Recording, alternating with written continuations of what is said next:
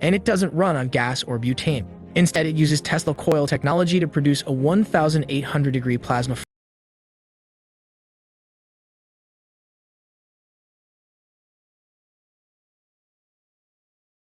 Has been most pronounced in the case of Uranus and Neptune, and that can explain why nothing happened out there for many Nibiru orbits. Then, suddenly, something did. It is not implausible to assume that on its deluge orbit, Nibiru encountered the drifting Uranus, and one of Nibiru's moons struck Uranus, tilting it on its side.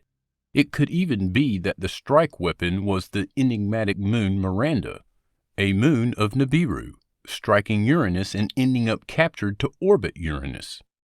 Such an occurrence would have affected the orbit of Nibiru, slowing it down to about 3,450 Earth years rather than 3,600, and resulting in a post-diluvial reappearance schedule of circa 7450, circa 4000, and circa 550 BCE. If that is what had happened, it would explain the early arrival of Nibiru in 556 BCE, and suggest that its next arrival will be circa 2900 AD. For those who associate the prophesied cataclysmic events with the return of Nibiru, Planet X to some, the time is not at hand. They could keep coming and going at other times as well. The ancient texts record numerous instances of back-and-forth travel by the gods with no indication of a link to the planet's proximity. There are also a number of tales of Earth CE.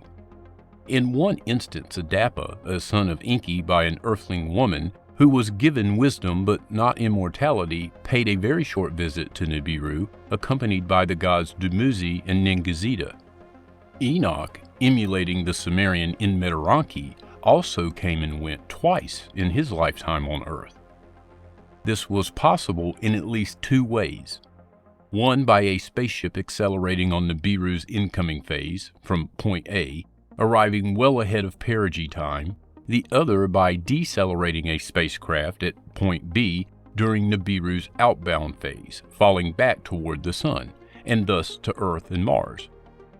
A short visit to Earth, like the one by Anu, of the Anunnaki at a time other than Nibiru's return, can thus take place. And for that we are left with the other cyclical time, the zodiacal time. Celestial time is a distinct time, but serves as a link between earthly time, our planet's orbital cycle, and divine time, the clock of the Anunnaki's planet. If the expected return will be of the Anunnaki rather than of their planet, then it behooves us to seek the solution to the enigmas of gods and men through the clock that has linked them, the cyclical zodiac of celestial time. It was invented, after all, by the Anunnaki as a way to reconcile the two cycles.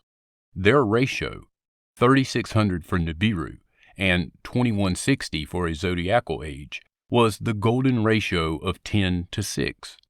It resulted in the sexagesimal system on which points in the affairs of gods and men, and held that the world periodically under 60,000 as a starting point. They concluded this could only be related to the zodiacal ages of 2,160, whose multiples result in 12,960, or 129,600, or 1,296,000.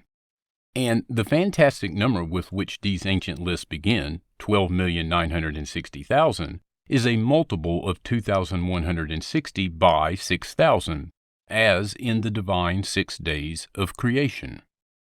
It seems apparent that the major events, when the affairs of the gods affected the affairs of men, were linked to zodiacal ages.